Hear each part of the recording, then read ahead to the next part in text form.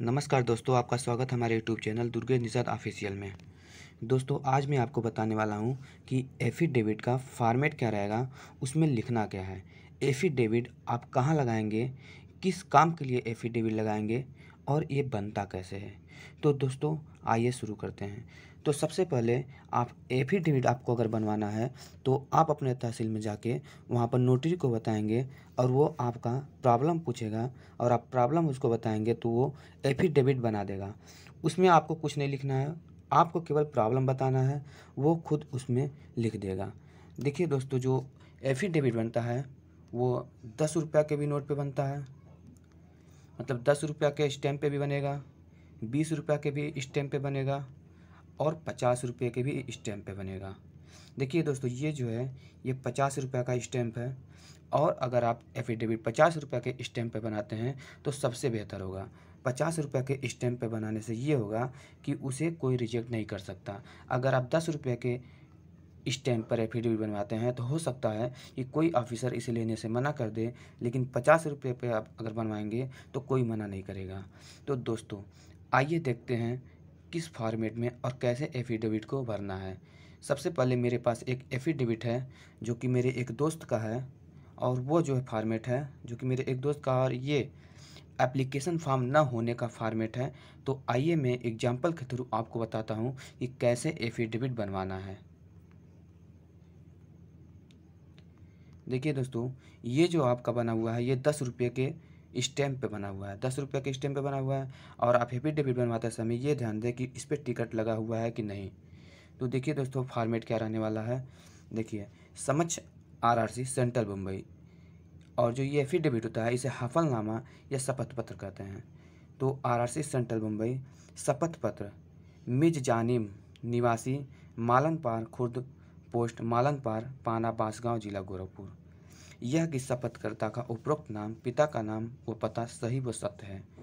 दूसरे पॉइंट में लिखा गया है यह कि शपथकर्ता का आरआरसी ग्रुप डी का आवेदन पत्र का प्रिंट आउट कहीं खो गया है। मतलब आपका जो आपने जो फॉर्म फिल किया था उसका जो आवेदन पत्र का जो प्रिंट आउट निकाला था वो कहीं खो गया है, जिसका रजिस्ट्रेशन नंबर ये है।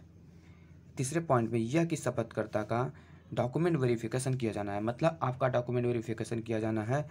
और चौथे पॉइंट में यह कि पैरा 1 3 मेरी जाति इल्म में सही व सत्य है, इसमें कोई बात गलत व झूठ नहीं है, जो सो ईश्वर मेरी मदद करे। तो क्या है कि आप जब भी शपथ पत्र लिखेंगे तो उसमें लिखना पड़ेगा कि जो मैंने यहाँ पर जो जानकारी दी है वो सही जानकारी है, गलत जानकारी आप उसमें नहीं दे सकते। अगर गलत जानकारी आप देंगे तो आपके ऊपर कार्रवाई भी की जा सकती है। देखिए, यहाँ पर शपथकर्ता का हस्ताक्षर होगा, यहाँ पर दिनांक है, और यहाँ पर जो नोटरी है, जैसे यहाँ पर कृपा शंकर त्रिपाठी नोटरी हैं, कमिश्नरी गोरखपुर, ये गोरखपुर का है। तो ये हो गया दोस्तों कि अगर आपके पास एप्लीकेशन फॉर्म नहीं है तो आप एक एफिडेविट बनवा के जमा कर सकते हैं, और वो रेलवे के द्वारा एक्सेप्टेबल भी है। आइए दोस्तों, 50 रुपये वाले स्टैम्प पेपर का भी हम देख लेते हैं। देखिए दोस्तों, ये जो हमारा एफिडेविट है 50 रुपये के स्टैम्प पे बना हुआ है, और ये भी एप्लीकेशन फॉर्म से ही रिलेटेड है।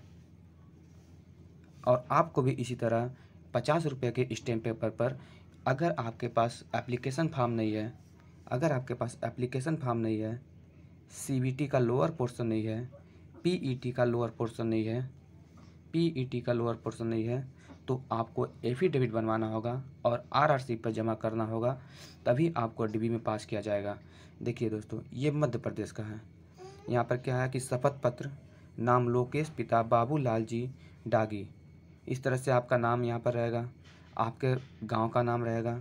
फर्स्ट पॉइंट में मैं शपथ कथन करता हूँ कि मैंने रेलवे रिक्रूटमेंट बोर्ड में आवेदन वर्ष में किया था, मतलब जो भी वर्ष था किया था, जिसकी असल रसीद कहीं गुम हो गई है, मतलब जो एप्लीकेशन फॉर्म है वो कहीं गुम हो गई है, बहुत तलाश करने के बाद भी नहीं मिल पा रही है, और प्रथम पृष्ठ की रसीद की फ़ोटो प्रिंट मोबाइल में सेव है।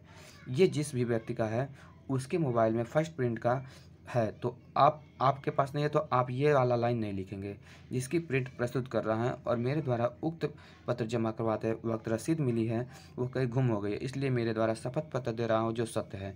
यहाँ पर वही दिनांक रहेगा, सत्यापन, हस्ताक्षर यहाँ पर रहेगा। फिर इसी तरह देखिए यहाँ पर एडवोकेट का रहेगा, जो एडवोकेट रहेंगे वो अपना सील मुहर करवा देंगे। इसमें आपको घबराने की ज़रूरत नहीं है। और यहाँ पर जो है देखिए, यहाँ पर टिकट लगा है, ये जो यहाँ पर है, यहाँ पर टिकट लगा हुआ है।